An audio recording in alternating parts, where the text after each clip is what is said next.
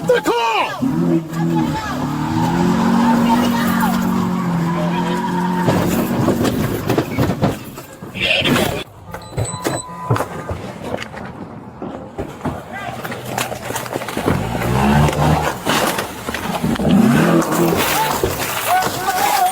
Get out of the car, get out of the car.